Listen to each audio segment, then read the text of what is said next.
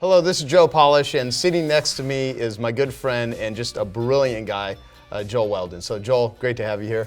Great to be here, Joe. Yep, so I'm going to read a little bit of this, the only portion of this interview, this amazing episode that we're about to do to teach people some great stuff, so in case people don't know who you are.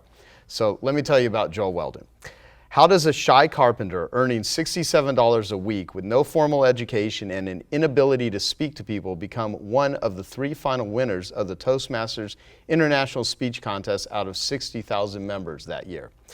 He then becomes a full-time professional speaker, and in just 5 years, he's a founding member of the National Speakers Association, becomes a speaking legend, a member of the Professional Speakers Hall of Fame, and earns over $1 million that year, just from his speaking.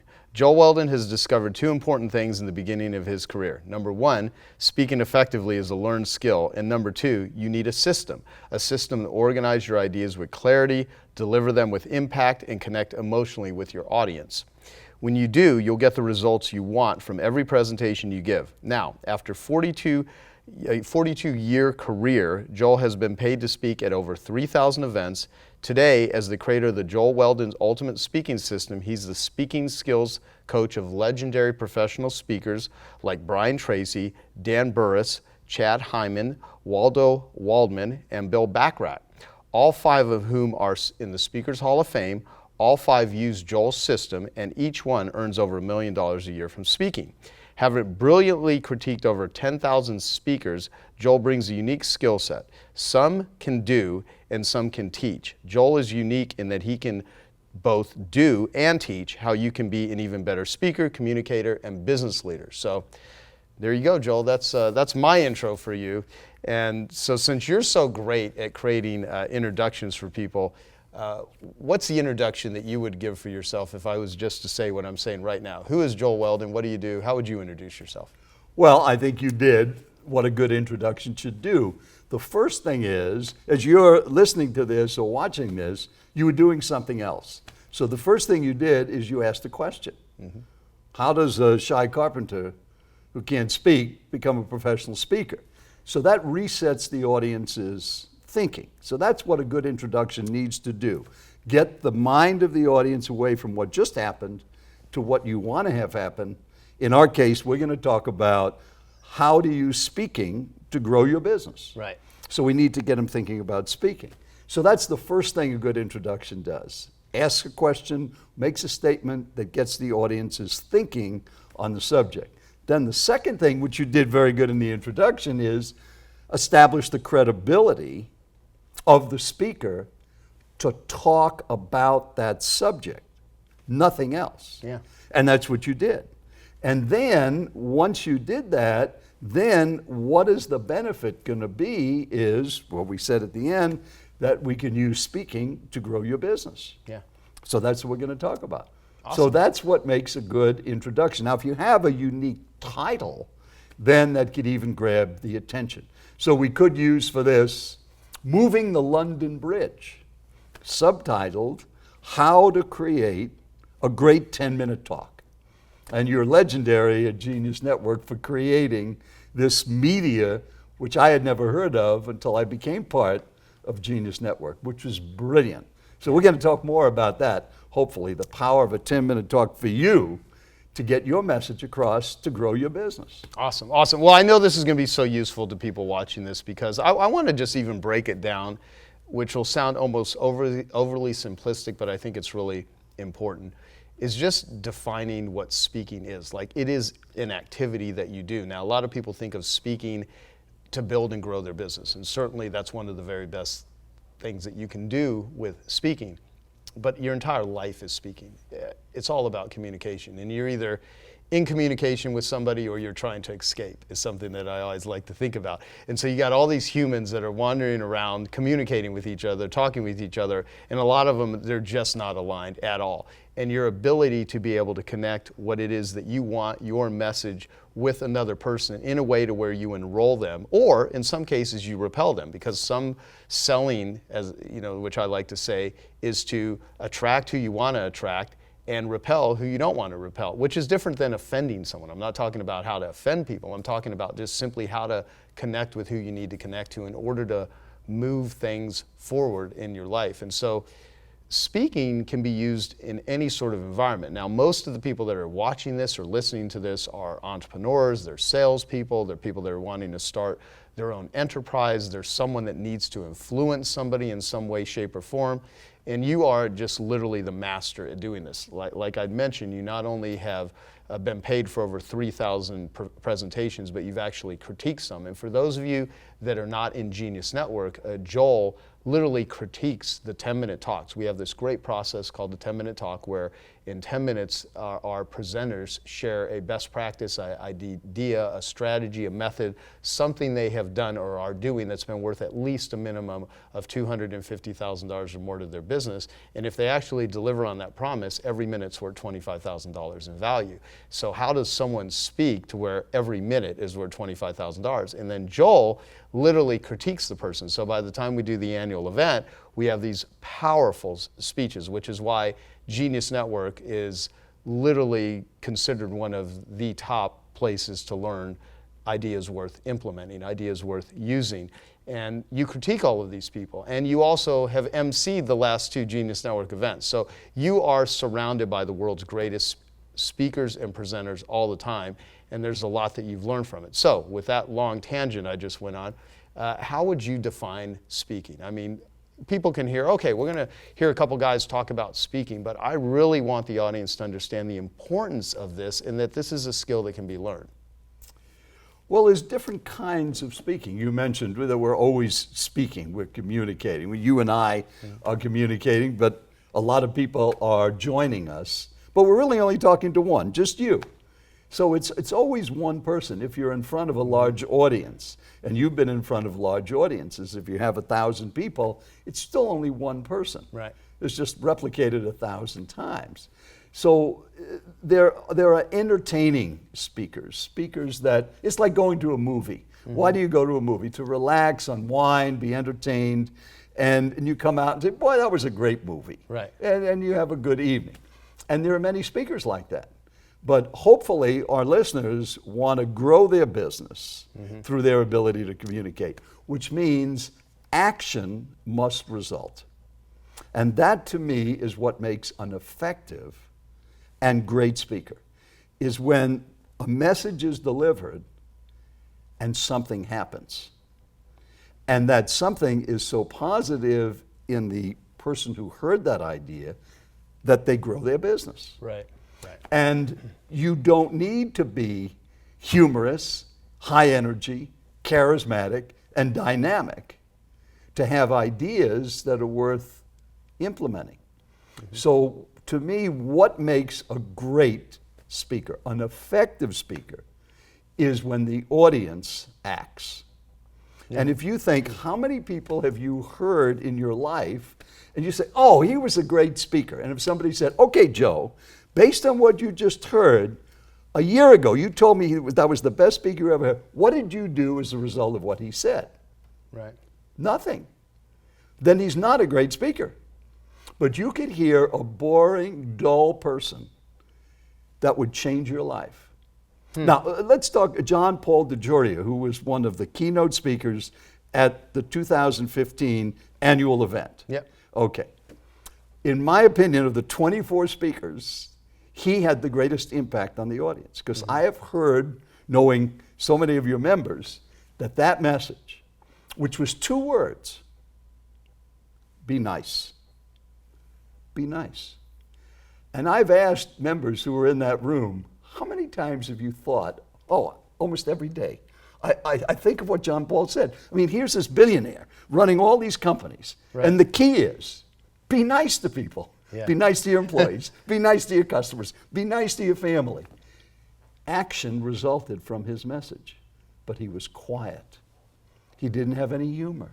He sat in a chair and he talked, but what he said was so profound. Do you think it was just because of my speaking skills? It was your interviewing, I think, that probably drew that out of him. He probably never thought of that until exactly. He looked at that, because you're so nice. Right. I mean, I look at you and I just want to be nice. I'm a prince. I mean, yeah, you are a prince.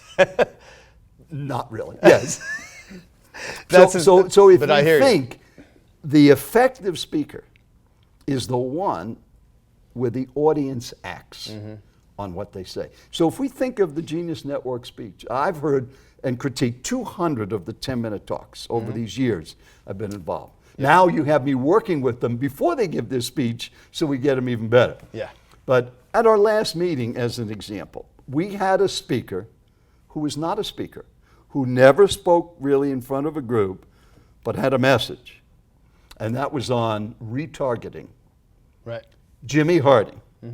And in the introduction, which I worked for you, we said that he's not a speaker, but this was an important subject. And I think if we look back on the results of that meeting, more people acted on that idea than almost anything else that was said in those 2 days. So how much of the ability to be persuasive it has to do with the content versus the delivery? Now, of course, I'm asking you questions that some of them I know the answer to, but I want to make sure that the person we are talking to here actually kind of gets that. So if someone has incredible content or a great idea or a secret or something, but they're not really great at delivery, how versus someone is just polished and has an incredible presentation style, but their content is just mundane or boring. I mean, you can really take something boring and make it sound amazing, or you can take something really amazing and have it not sound all that amazing based on your ability to communicate. Well, there's a system, and that's what really my ultimate speaking system is built on. What I've learned in these 42 years and watching and critiquing over 10,000 presentations is it starts with the audience. If you always begin with who is the audience. So before we did this interview, what was the first thing we went over? Who is our audience? Right. So that's the first thing. If you know who your audience is, the second thing is, I call it the NFV formula. What do they need to be doing they're not doing now?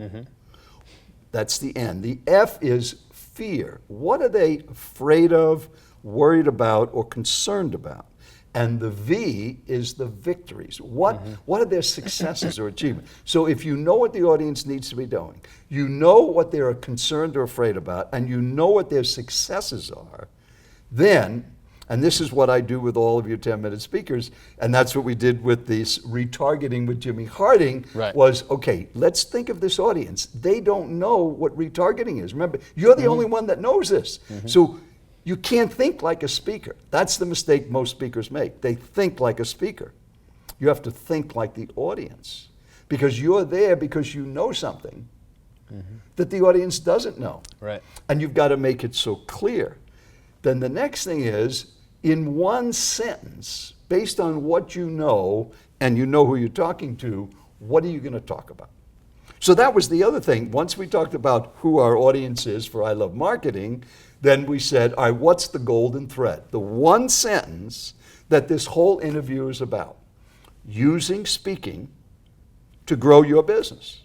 That's what it's about. And so by the time everyone is done watching this, they will have learned and have thought about and have seen and demonstrated different ways that they can use speaking to build and grow their business. Of course, we've already gotten into that. Right. But that's the point. But we're not talking about anything. We're not talking about marketing, computers. We're not talking about Facebook. We're not talking about any of those things, even though they could be important in marketing, because the golden thread of this message is that specific. And that's what you need to have when you speak. What in one sentence do you want the audience to go away with? Then the next step is, what is your call to action? What are you going to ask them to do? So on Jimmy's talk on retargeting, in talking to him, what do you want us to do? Well, I want everybody to retarget, in his Louisiana accent. Right. Okay, so now we got to lay out, how do we go about that? Since we don't know anything about it, give us the steps.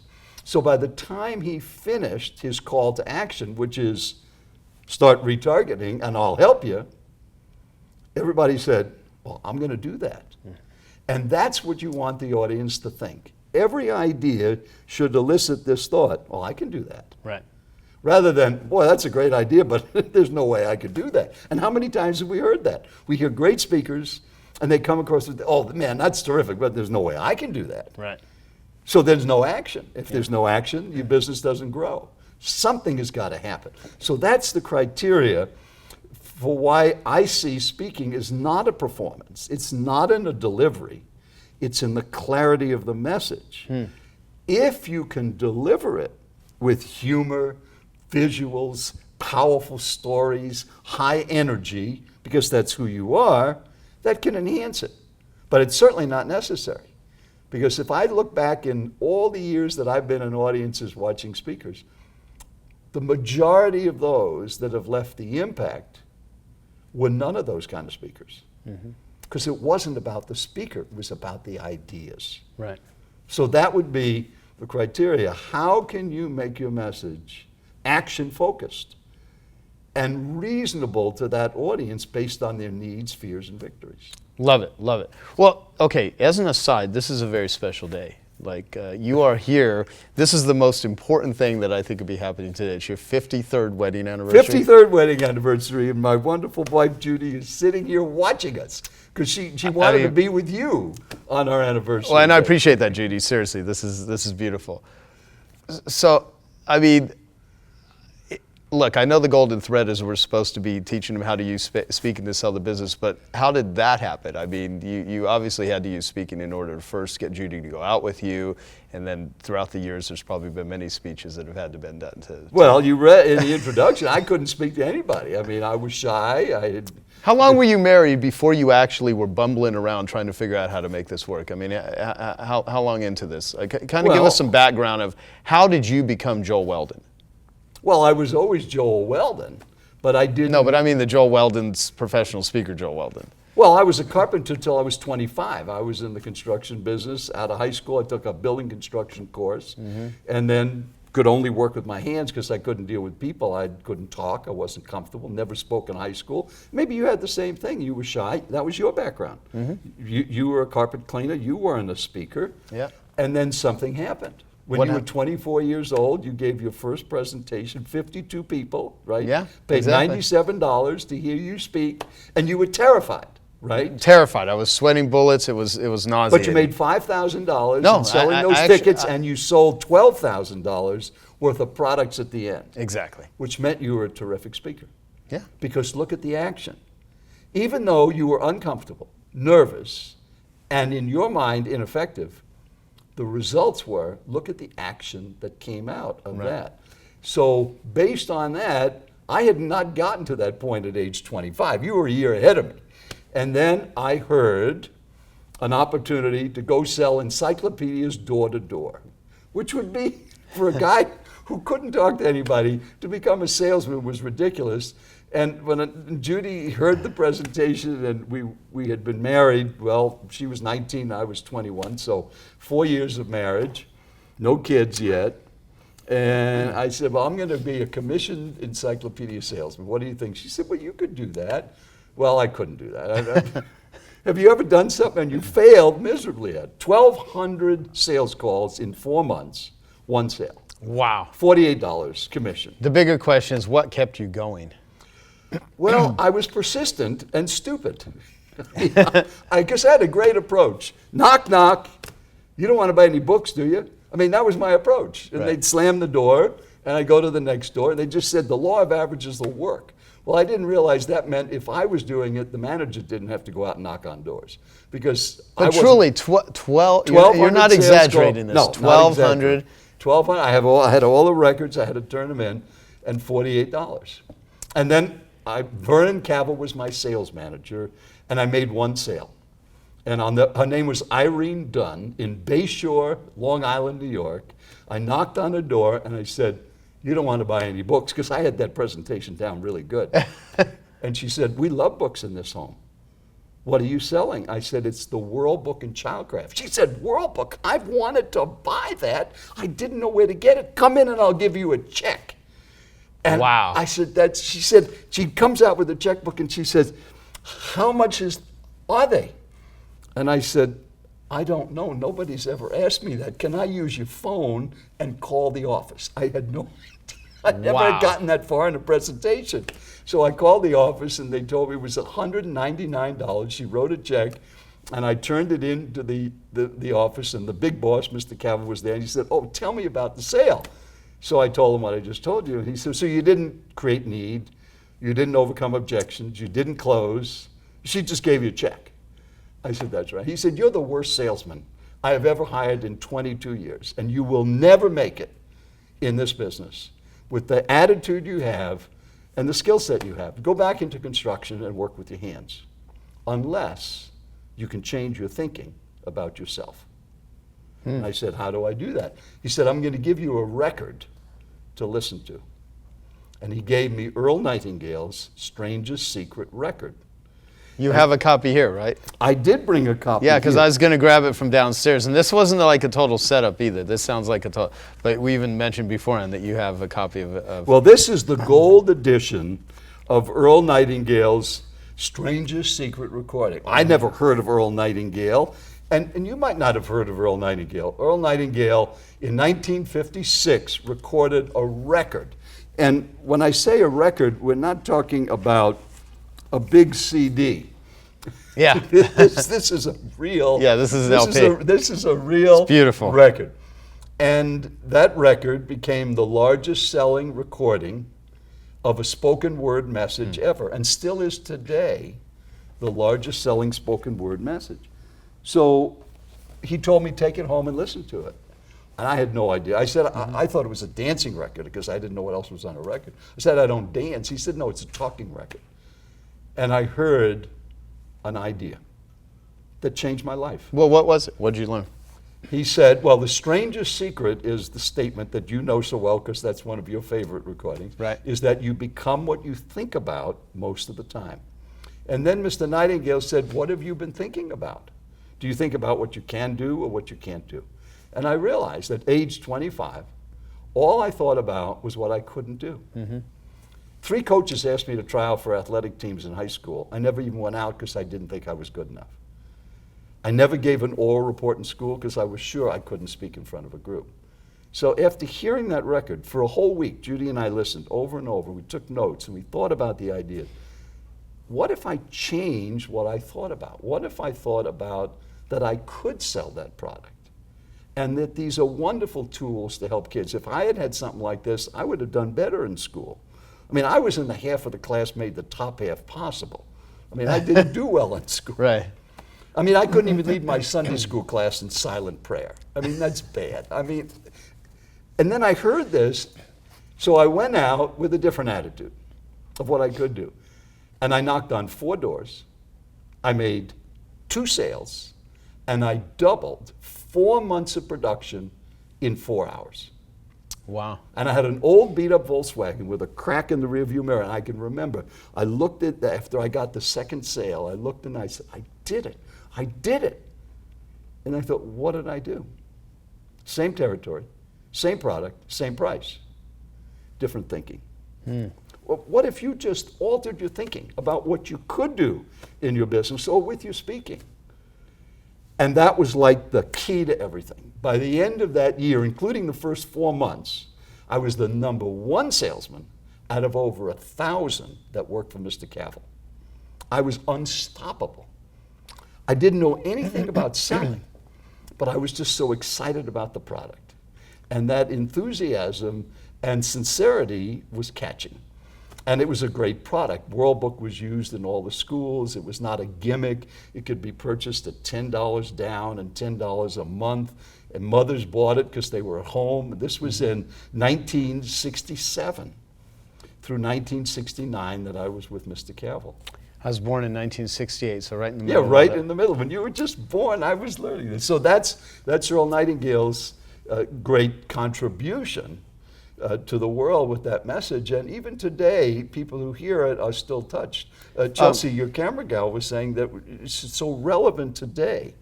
Yeah. But think about that truth, that you become what you think about most of the time. What are you thinking about? I'm a terrible speaker. Well, duh.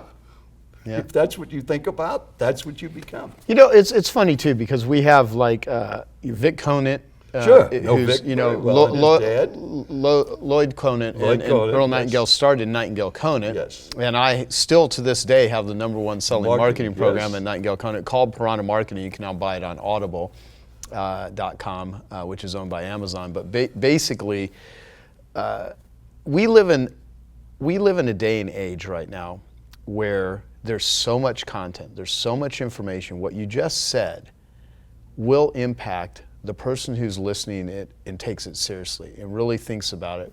And there's so much really interesting and valuable and useful information out there. We're drowning in data.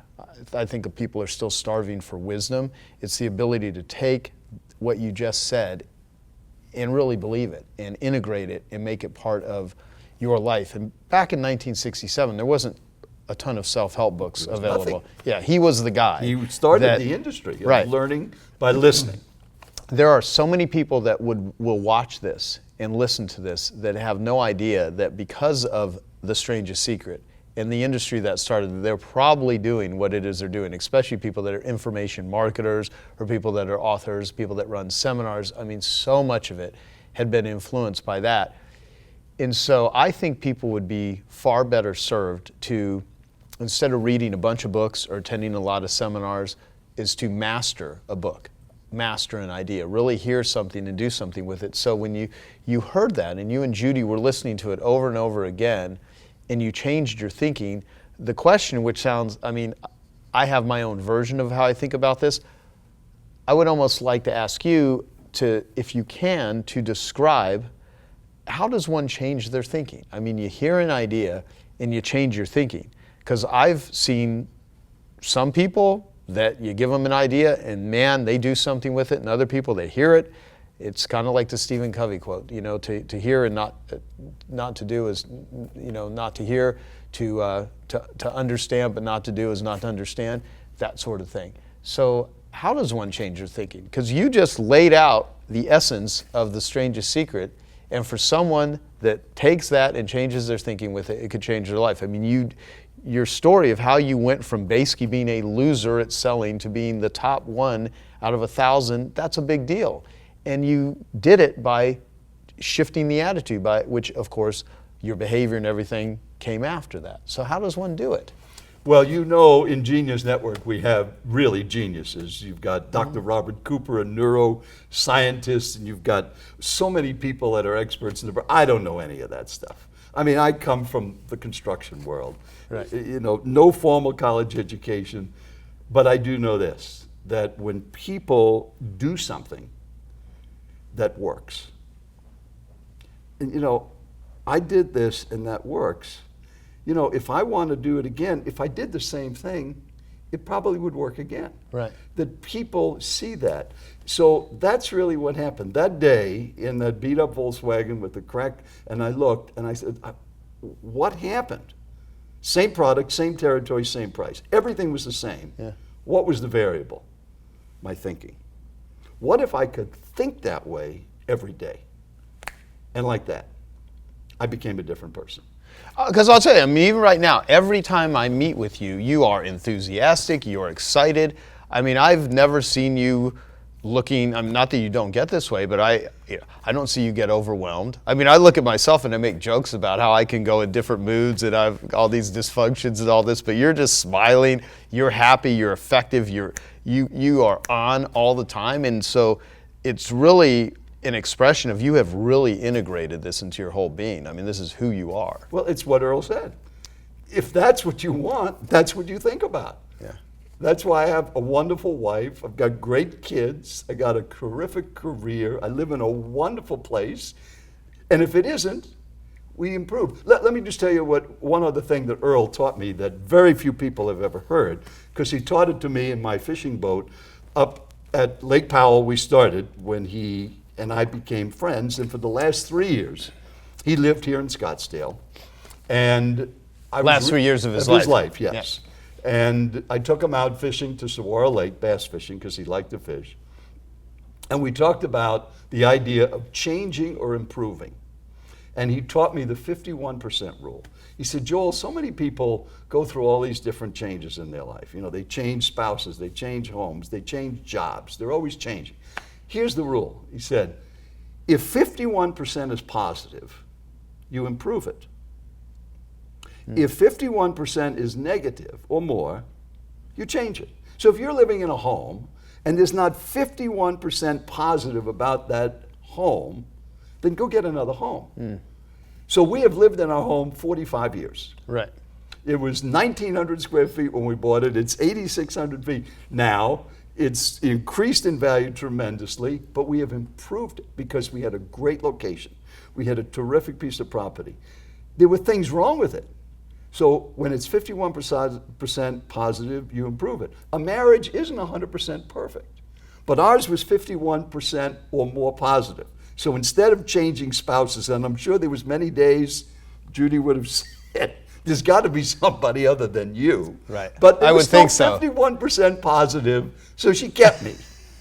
And now we've had the 53-year run for doing it. So that same thing is to the business that you're in. I mean, everybody's looking for another business. What about the business you've got? If you made a list of all the things that are positive and negative, if you have more positives than negatives, then you improve it. Then you take marketing. You use all the things that you teach, and you become part of Genius Network, and you start getting new ideas and you grow. And that's been our one-word motto since hearing that, is improvement. So everything's got to improve.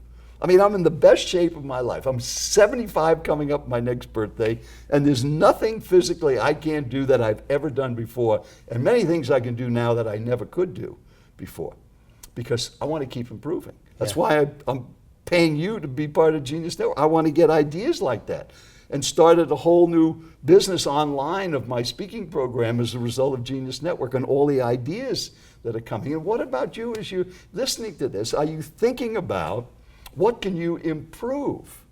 Don't worry about change the bad things. Improve the others that are 51%. And I'll never forget the day sitting in the boat when Earl told me that it made so much sense. And when you think about your job, your relationships, your income, we can improve those things. And that's why we need speakers who have ideas that can move us into action.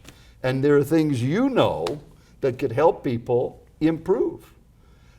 And that's why speaking is such a great way to grow your business, if you can talk to your customers about ideas to help them grow. And you do that at every monthly meeting. I mean, I listen at the end to all the testimonials of all the things people got out of those 2 days in this wonderful facility you've created, or at the annual event. Now coming up to my third one at that, I know what's going to happen at that. Yeah. And you just need one good idea, but you have to act on it. Totally. Well, okay, so that was a great lesson for the person watching this. How, if they really want to take that seriously. Now I got to show you your business card. You have this business card that says success comes in cans, not in cannots. And then of course it says, here's what you can do. Keep this can in a conspicuous place as a reminder to yourself of all the things you can do. And here's what we can do for you. Custom corporate seminars and audio programs of leadership, sales, and personal development. And then the ingredients of what's in this can, because, you know, how many of these have you distributed? Over 500,000. 500,000. So it says ingredients: commitment, courage, faith, goals, imagination, creativity, honesty, persistence, knowledge, defined values, focused thinking, a sense of humor, and a positive I can attitude. And of course, that's on the back there, like the ingredients. And do not open can, contents inedible, only the message on the label is important. And this is and so you have your successcomesincans.com is the website. But the point is, like, for one, it's unique. I think this is really clever marketing. But there's a point behind it. Success comes in cans. So everything that you just described is really, you know, it's not a matter of can, it's a matter of won't, or whatever resistance that someone puts up. I mean, both of us are converts of a system, right? I utilize my marketing to get me out of a trap. I was a dead broke carpet cleaner doing good work, ethical, I cared, but it had nothing to do with actually making any money until I learned how to translate a communication into an offer and get people to actually start hiring me for my carpet cleaning services. And then of course I turned that around, and that led to me teaching others in that industry, and then that led to, you know, what I have today. Well, in the same thing, you're a convert of your own system. So anything else you'd like to say to the whole ability to what you can do with speaking to learn, because we will cover some of the mechanics of speaking. You have a whole system where people can actually learn. Oh, yes. People can hire you if they're willing to, you know, cut a check in order to do that. The thing though is get them to believe that there is a possibility. And so on the tail end of what you just said, which was very motivating and inspiring, I want to try to clinch as much as I can for those people that are out there going, yeah, I've been bumbling around, I've been failing, and I actually can shift that very quickly, because you can. I mean, I've always loved the saying, today's the last day of the way you used to be, or every passing moment is another chance to turn it all around. And every moment of everyone's life, there is the possibility to go ahead and make that shift and do something. And I'd like to utilize our conversation here to be that vehicle for the person that's out there watching that is just literally on the edge, and there's that fear.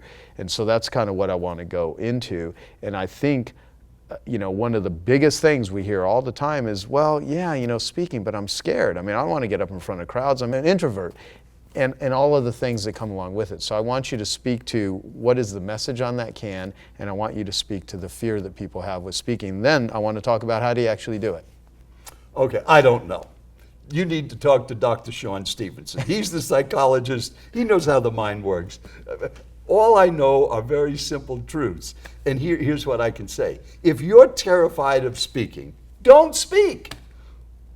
Make a video where you don't have to get in front of an audience, if that's the case. Or do what Ben Feldman did. Do you know who Ben Feldman is? I do not. Ben Feldman was an insurance salesman for New York Life Insurance. Mm-hmm. And he died in the early 90s. I heard him speak in an event. He was considered, along with Joe Gandolfo, the two greatest insurance people that have ever lived in the insurance industry. Ben Feldman was a short, stocky, overweight, bald guy that lisped, that was terrified of people. Wow.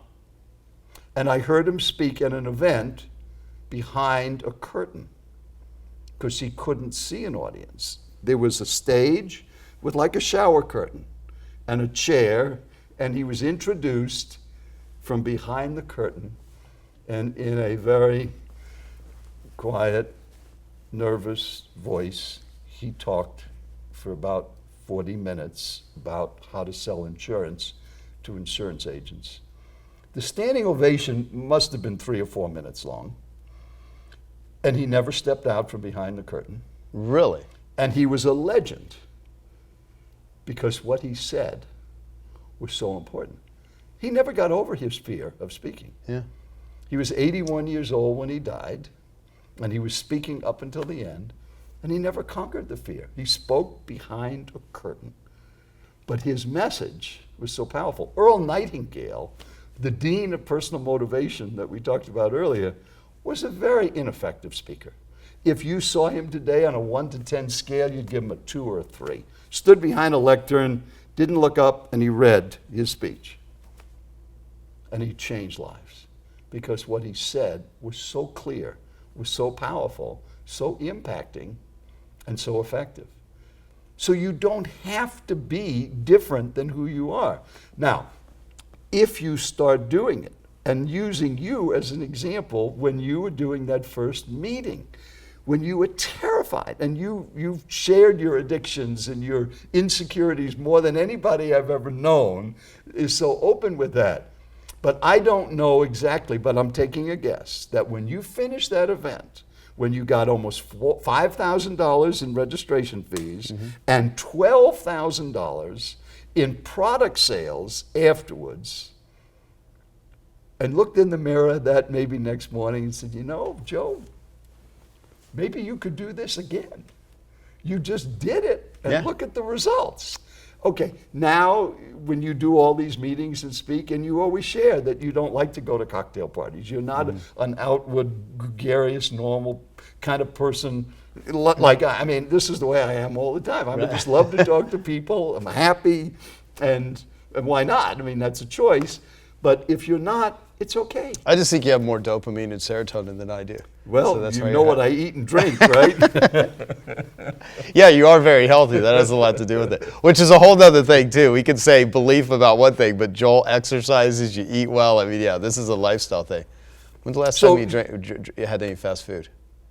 Fast food? No, I drink only water for the last 35 years. I gave that talk on an epiphany. Yeah. How my whole life changed on an airplane because I heard one idea. He was a speaker. Well, he was a speaker because he was talking to me. Yeah. But what he said was so profound. So I stopped eating crap, started eating chicken and fish and fresh fruits and vegetables, and gave up everything and only drink water in one day, and never went back, and never a sweet in 35 years. And at 40, I was tired. I mean, he said to me, "What do? You look so tired." I said, "I'm a professional speaker." He said, "How long did you speak?" I said, 2 hours. He said, "How do you get tired speaking for 2 hours? And how old are you?" I said, "I'm 40. He said, "You're an idiot." And then he threw all my food on the floor because I was eating crap from the first class table on American Airlines. So maybe they could watch that talk on That Epiphany. is funny, yeah. But anyway, the same thing with speaking, that if you're terrified of something, there's a different approach. Like people who are afraid of heights, then they go up and jump out of an airplane to face that fear. I've done that. Okay. But if you're concerned about speaking, then don't do it. Look for an alternative. Make a video. And if you get good feedback, then you'll have the confidence maybe to go and join a Toastmasters club. And that's what I did because I didn't know how to speak. That was the turning point, right here where your office is. Yeah. Well, there you go. So let's talk about speaking then. Not that we haven't been, but I want to talk about the mistakes that you see people make when they're speaking. What are some of the biggest ones? Biggest mistake is not thinking like the audience, is thinking like a speaker. And I'm just so passionate about this. Who cares? I want to tell my personal story. Nobody cares about you. They care about themselves. Now, your story can be a tool to help move the audience into action. But if you accept my premise that what makes an effective speaker or presentation is if action results. Do you accept that premise? Yeah. That if you do a meeting and people act and implement the ideas, this was effective. Well, in the context of if the goal is to actually build and grow your business, yes. If your goal is just to entertain people and make them laugh, whatever. Well, then if the goal is to be an entertaining speaker, you measure it by how many times the audience laughs. And if they laugh 50 times in 30 minutes, that was an effective presentation. Right. But if your goal is to get them to do something in healthcare, like Dave Berg. Dave Berg, one of your longtime members of Genius Network, we worked on his presentation. A year and a half ago, he started a new company called Redirect Health because he discovered our healthcare system in the United States was not effective. And he implemented it. He has 400 employees, so he has a big company here in Phoenix. And he implemented it, and he saved himself so much money, he shared it with his friends. And they implemented the system, and they saved money. So now, a year and a half later, he has 100 companies that have signed up with over 5,000 people using Redirect Health to have better health care. And Dave gave a talk about this, a 10-minute talk that changed people's thinking on the healthcare system. Well, and by the way, because we mentioned earlier your Epiphany, if you actually want to see Joel in action, we're literally, as we're doing this interview, we are building the Genius X platform. And so a lot of your talks are going to go on there so people can actually see some of your 10-minute talks, see other examples of 10-minute talks. So since we brought up the 10-minute talk, you'll be able to see examples on geniusx.com. Well, you need a 10-minute talk for whatever your business is, because in 10 minutes, and this is the man that created it, I never heard of this idea before, but it's so difficult to concise what you do in 10 minutes. So you're talking about the healthcare system, a entirely different mindset, and he was able to do it in 10 minutes. And now the growth of this company has resulted from his ability to stand up in front of a group and communicate an idea and get action. And that's what makes Dave Berg an effective speaker. Not a great speaker as far as humor, energy, charisma like a Tony Robbins, nothing like that. The message is the key. So John Paul DeJoria, be nice. Right. So many of those simple little truths, Earl Nightingale, that you become what you think about. Yeah, got it. So how do you constantly improve and grow your skills, your goals, and success as a speaker and as an entrepreneur? Well, I told you that's the basis of everything in my mindset is improving. Because if you're not getting better, you're getting worse. You can't stand still. So you're either moving forward or moving back. If you're alive, everything grows, or it dies. So if that's the case, the only way you know, I call it numbers. You've got to measure it. Right. So if you have a business, how much did you sell last year? Okay, what's that number? Well, how much are you going to sell this year? It's pretty easy to see. Did it go up or did it go down? Right. So if you implemented some of Joe's marketing ideas and your business grew, then you would say, okay, maybe I should implement some more of these marketing ideas and grow it again. And then Dan Sullivan at Strategic Coach, one of your longtime friends and members of Genius Network, talks about 10xing things. That 10x is easier than 2x. Instead of doubling it, 10 times it. But you do that with ideas. So you need numbers. You need to know where you are. Right. And I'm a numbers fanatic, so I keep records of everything. I mean, how do I know I'm improving? Yeah. Unless you know where you were. Good point. I mean, there's a lot of people that just do not track anything, and then they don't have any way of even knowing. So, awesome. What are some of the best ways? So I've got some different questions here that I think would be really valuable for you to dig into. So what are some of the best ways to develop a message and create a credible and emotional connection with your audience? Well, how do you develop a credible message? I mean, that's really the key. You got to know the audience. It's got to be credible to that audience. Since you're such a health fanatic, I mean, you work out all the time, you stay in great shape. So if you were going to talk about fitness to Olympic athletes, or in this room we had overweight teenagers, and in this room we had pregnant mothers. But our subject is fitness, health, and nutrition. Now, would you need a different presentation for an Olympic athlete versus a pregnant mom? Yes, you would. Okay, but could there be some similar themes through that? Absolutely. Some of the principles wouldn't change. Right. That's what most speakers don't do.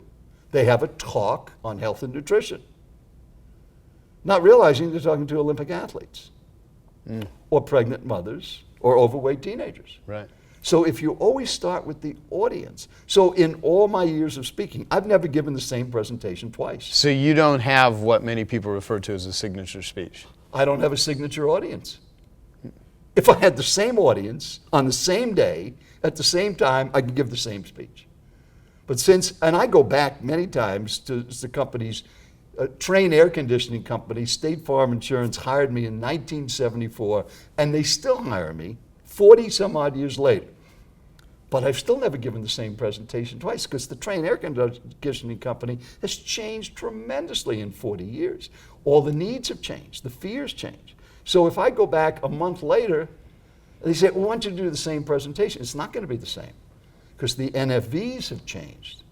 So you can have basic truths like your talk on nutrition and fitness, certain principles, stories you can use, but you've got to reframe it for the Olympic athlete different than the pregnant mom.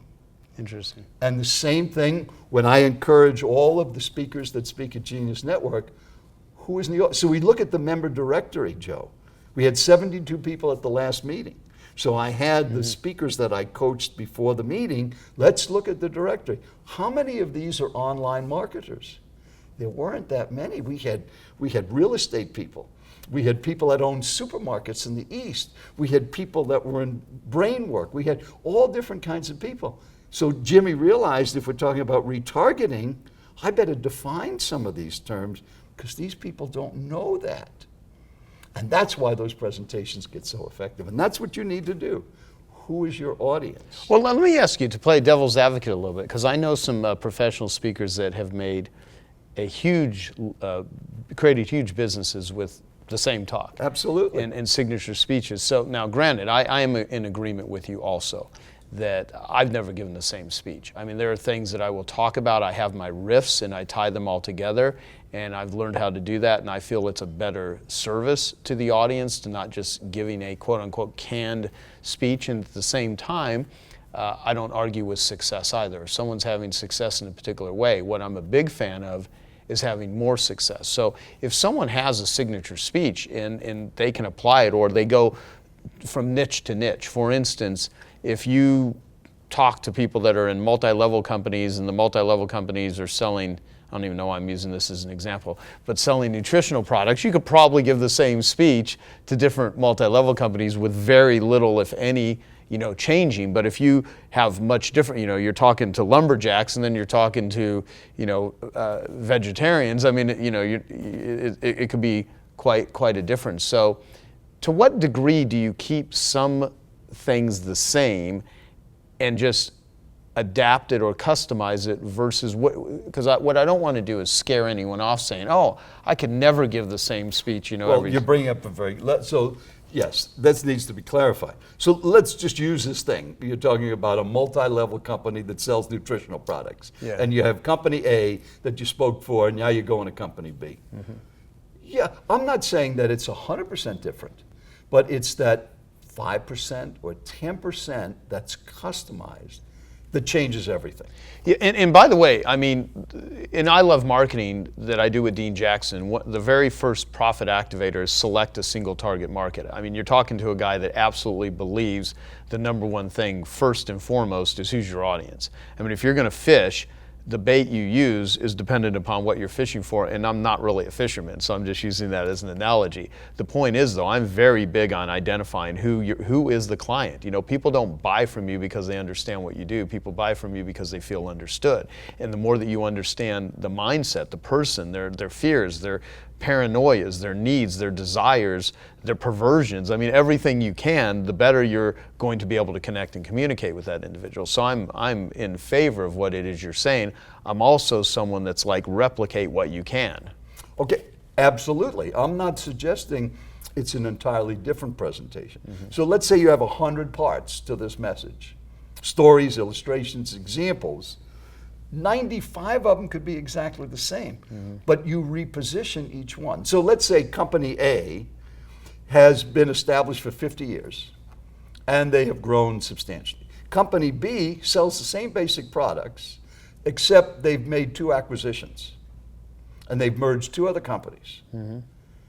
That's a little different kind of product mix and mindset of these people. So if the speaker understood that and said, since you've just gone through these 2 acquisitions, we got 3 different groups of people in the room. We're coming together now under a unified thing. Let me tell you a story. Same exact story you told under A, but now you're reframing it for that audience. That's the kind of customizing I'm talking about. I'm not saying that the talk is entirely different, but it's reframing it and reusing that based on the needs, fears, and victories of this group with the 2 acquisitions. They're going through a lot more turmoil that this group didn't have. And once the audience knows that you know what they're thinking and feeling, that's how you connect with them. Right. When the audience says, that speaker knows exactly what I'm going through. Mm-hmm. And how many times have you sat and listened to a speaker and said, he doesn't have a clue what's going on with me? Right. And if you can do that, that's how you emotionally connect, where the audience says, he gets me, or she gets me. Mm-hmm. And that's where the preparation, the customizing, and the focus on the audience comes in. Not on changing your content stories, your riffs, as you like to call them. Right. But you can reframe it. Yeah. And I'll tell you, like that conversation we had a while back, if you remember, talking about, you said if you have a beautiful piece of art and you duct tape it to a wall versus put it in a beautiful frame, it gives a much different presentation. So how you frame everything in speaking, in marketing, in packaging, in positioning has everything to do with how people respond and how you enroll people in. So I just even love the term of reframing, because listening to this, think about all of the things you say, how you present yourself, what you communicate, not just in speaking, but in your marketing. How you frame everything has to do with how people see it. So there's such an emphasis today than there was 20 years ago on PowerPoint, on Keynote, on visuals. And so I wanted to get your perspective on the best way to use visuals in a presentation, because I can do it with or without. And some people, they literally do visuals and then they talk about the visuals, but there's all kinds of ways to do it. And you more than anyone have seen because you were speaking before I think computers existed. Oh, right? yes, definitely, yes, yes. I mean, I am so old. I was a busboy at the Last Supper. Okay, I mean, really. I got an autographed copy of the Bible. I've been around a long time. That's awesome. So here's the rule on visuals. A visual needs to enhance your message. Clarify it, enhance it, or make it more impactful. And the other rule, if you're using any kind of visual, and it's so simple, but watch what happens at your next meeting, any meeting you go to, the only thing on the screen should be what's coming out of the speaker's mouth. So if you have 5 bullet points, 5 steps to marketing, and you have them on the screen with 5 bullet points, the audience is already past number 1, and you're talking about number, they're not even hearing what you say. So you use 5 slides. Right. Simple thing like that. So I brought along some visuals to show you. So I work a lot with financial advisors. This is a terrible visual. Do you have any idea what this is? It's a graph. It's a graph of the U.S. federal tax bracket history from 1913 to 2009. Okay, you can't even see it sitting next to it. All right, here's another one, be a terrible visual.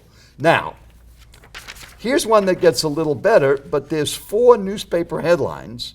That should be on 4 separate slides. The Wall Street Journal on its own slide, Barron's on the other, Forbes on the other. So then in working with financial advisors, we've made an adaptation to put something like this on the slide. Why do you take risks? Okay. Profit, risk, loss. Simple thing. And if you're listening to the audio version of this, just suffice it to say that, there's So we showed very complicated slides. Now here's a visual of being creative. Plumbers can be creative. Oh, yeah. There's can this carpet cleaners. Creative Plumbing Company. Have you heard about them? No, I have In not. our business, a flush beats a full house. Uh-huh. Okay, all right, so that's different. That's funny. Or if we're talking about some computer technology, now on the screen we're showing a picture of a mouse at a computer, and what we would call the mouse is actually a human being, and he's moving it around. Okay, so these are visual. You can see these. So the rule on a visual, in my feeling, is what's coming out of your mouth on the screen, it's got to be visible. If you can't see it, it's not a visual. How many times have you heard a speaker say, I know you can't see this. Then why are you showing it if you can't see it? Okay. You got a point. So, what's something about you most people don't know that would surprise people listening to this? I always love questions like I don't wear underwear. No. Well, I told you about record keeping. So I brought this along. These are my workout books. Right. You know I work out. Every workout is logged. Every workout. Robbie's been my trainer for 14 years. All right, wait, first, let me clarify this too, because this almost sounds like you didn't come up with these questions. No, you came up with the questions. So you're pulling out your workout. You just decided Well, to bring this I was along. going to use this to show about improvement. That Okay. you have to know numbers. Okay. So if I tell you I'm in good shape, how can I? Well, I know how much I could lift 5 years ago or 4 years ago because we got everything written down. Wow. And then Wow. we have a houseboat at Lake Powell. Yeah. And Judy and I spent a lot of time up. This is my logbook. And in this logbook, I have every trip, and we have had 1,471 nights on our houseboat since we had it built in 1989. And I have every single day what the temperature is, where I caught the fish, who we met. Now, people think this is absolutely insane. So the secret of your success is your super OCD? No, I want to improve. Yeah. And you can't. No, actually, I think this improve is what you don't measure. I'm just annoyed that I don't have something like this, because that's cool. But you could if you wanted You're to right. on what's important. Yeah. So the kids and my grandkids make fun of me until they want to know, we were up here 5 years ago. What did we catch? I said, let me look it up. And there it is. So why am I saying that this is important for you? I'm not saying that you should do that on these things, but what's important to you? So I want every trip to Lake Powell to be better than our last trip. So how do you do that? Well, what didn't work last time that we could fix this time? So we're talking about using speaking to grow our business. What did we do the last time we spoke that could be done better this time? So I have every record of every speech I've ever given since 1974. Everything that happened, every story I told, and we have a giant garage of all of these, every speech, and I outline everything I talked about. You know, you should just do a freaking documentary. I mean, that's crazy. Well, when somebody invites me back and I say, you know, Joe, when I was here 7 years ago, you had just gotten a house in Tempe. Do you still have that house? And people say, how the heck did he remember? Because I had it in my files and it was part of the presentation, because it was customized. So one of the things that's kept our business successful is having these records gives me something to look back on. So Sun State Equipment is a local company here. They rent construction company all over the West. I just spoke at their annual leadership meeting, the 6th time since 2001 that they've had me back. Well, I have the records of everything I said at every one of the meetings and who participated or who did something crazy. I said, you remember 5 years ago when that Joe Polish ran up here and grabbed that can because I said who wanted a can? Is Joe still in the room? Boy, he's present. This is about us. He's talking about our company. So there's a reason to do it. I know people look at it and think that this is some obsessive compulsive. I don't record everything like that, only the important things. My speaking, my boating, my water skiing, my workouts, those things. Wow. I don't record everything, just the important things. That's pretty funny. That kind of reminds me of So that's something people only would not floss know. the teeth that you want to keep. Well, yes, Yeah, right. that sort I of know thing. you're a big flosser. So, so your ultimate speaking success system. Let's talk about that. I mean, you created it. What results does it do for people? Because I think after listening to something like this, it's clear that learning this as a skill set for, many situations would be the biggest multiplier that you could do. I mean, I encourage people that are shy and introverted to go to improv class, go to Toastmasters, go out and speak. I mean, you can read and study it all day long, but literally getting on stage is really the key. So what is your ultimate speaking success? Well, the system? ultimate speaking system is what I've learned in these 42 years of speaking and critiquing and coaching 10,000 speakers. And, we've got 75 Genius Network people that have hired me to help as a second opinion on their presentation skills, sending me their slides, sending the outline, helping them understand the audience better, and tweaking the presentation. So there's really two parts to the system. One is my one-on-one coaching. I don't have events. They don't have to get on an airplane. They don't go travel. They don't have to leave their home. We do it on Skype or we do it on the phone. And we have people like Stefan over in England and Right. Felix, that's a member that have given talks at 25K. Yeah, he's in Germany. He's in Germany. And so basically, we have one-on-one time where we either create a whole new presentation or we improve an existing presentation by looking at how is it going to impact the audience to get the results that they want. And then I have these tools that I've developed. I have over 100 videos in our resource library. 66 of them are interviews with world-class speakers on their unique thing. Tommy Hopkins, one of the world's leading sales trainers, a good friend for 40 years.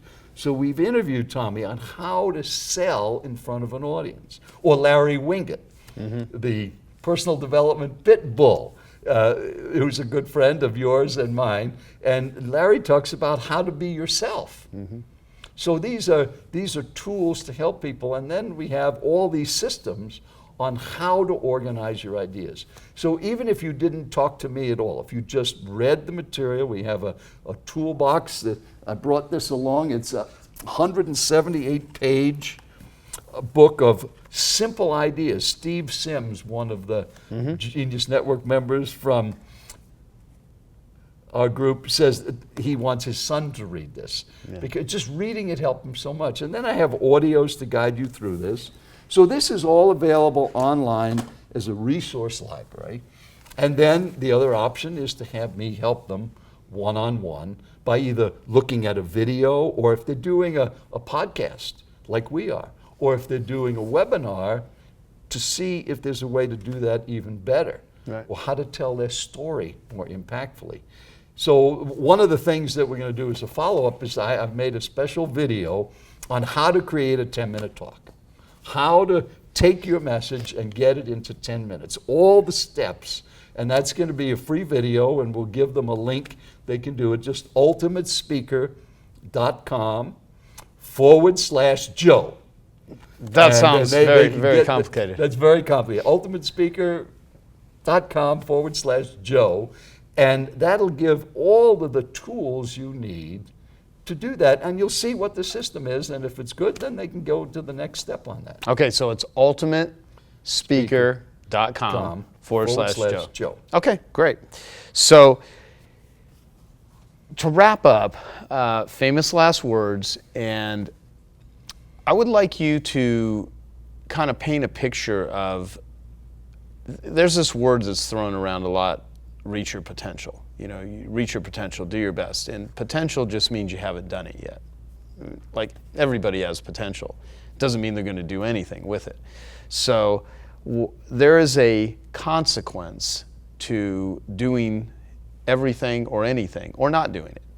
And so I believe, just like people that don't place a lot of emphasis on marketing, or they look down on marketing, the analogy I like is, well, if you think marketing is not important for a business, it's kind of like thinking oxygen is not important for a body. Hold your breath for 3 minutes and see how you feel. And if I see a business gasping for cash flow, money, sales, they have a marketing problem. And one of the ways to solve this is to literally become good at communicating. I mean, speaking is a marketing skill. It is part of the process of being able to, communicate. And I always say marketing is what you say and who you say it to. So the message and the list. And the list is actually more important in many cases than the message, because if you can at least target it. Now, your ability of how you say it, the power of it, your ability to enroll, the offers, the call to action, the urgency, all of these things that are done in sales copy when you're writing an ad are also many of the elements with public speaking. So if someone just listens to this and they're entertained versus they listen to this and they actually take the advice here and go do something with it, I'd like you to paint a picture of some before and afters of what you in your experience, people that you have taught or people that you have seen once they've gotten up on stage, how they've actually impacted their life. And I could point to everything from Martin Luther King to, Gandhi to Mother Teresa to, historical figures to all kinds of individuals that just simply changed not only their worlds, but some of them changed the world because they would be willing to get up and speak. I mean, Steve Jobs, if he didn't start doing keynotes and speaking, Apple wouldn't be where Apple is at. So there's a lot of those sort of examples. But the person that's watching this and listening to this, anything else that could be said to them to, I want you to really drill in some pain into them, but I want you to do it in the nice Joel Weldon way. My objective is to actually have people really take this on, and your objective is to just share what you know and how you do it, and you do a great job of doing that. So, well, if I had to summarize everything I've learned about speaking, it would really be this one sentence. Speak to your audience. Now, whatever that is, on a video, a podcast, it could be a one-on-one sales call, or it could be in front of a group. Speak to your audience about what they need in an organized way they can follow, and get yourself out of the way. It's not about you, it's about them. And then if you would act, something has to happen as a result of this interview. So here's one thing you should do. Decide to do a 10-minute talk about what is important for you. What do you want people to do? Buy a product. Use your service. Dave Berg wants them to use Redirect Health. Mm-hmm. Jimmy Harding wants people to retarget on the internet and capture new leads. Dre Redfern, who talked at the last meeting, wanted people to use direct mail and put stamps on marketing pieces and showed a room full of people how to do it. And people said, I'm buying stamps, I'm getting postcards, and I'm doing it. And he's only 26 years old, too. He's 26 years old, yes. I told him I have socks older than him. So that's an action. So what do you want to have happen with your business? And what kind of message could you put together that would convey what you do and how it helps them, and what do you want to have happen as a result? to buy a product, use your service, call you, get your book, whatever it is. But if you've gone this far in this interview and don't do anything, then all we've done is entertain you. Right. And it's not an effective presentation unless there's action. Yeah. Well, Something has got to happen. I'll place as much emphasis on the person getting the advice as the person that's actually giving it, because it's a two-way street. You can, I think it's an Emerson quote where you ask for a new idea when you haven't used the first one that I gave you, and there's you can doll out great sort of things, but some people are winners and other people are losers, and I don't say that I don't mean that in a critiquing way. I mean some people have a strategy for winning and some people have a strategy for losing. And if you give a winning strategy to someone that just doesn't want to win, or for whatever reason they can't, then they're going to get a different result than someone that does. So with all of the psychoanalysis and everything about the brain and stuff, there's a lot that can be said of, like, if the Henry Ford thing, if you believe you can or you believe you can't, you're right. Or success comes in cans, not in cannots. Think about what you can do, not what you can't do. Just keep it so simple, Right. like that. Right. Awesome. Well, thank you for spending your 53rd wedding it was anniversary such a with pleasure. us. This is great. And so thank you for watching. Please share this message with anyone that you think would benefit from it besides yourself. I hope you found it incredibly valuable, and love to hear your comments and response to take what Joel had to say and use it to build and grow your business. So we wish you the very best of success. So thanks, Joel. And make it a great day.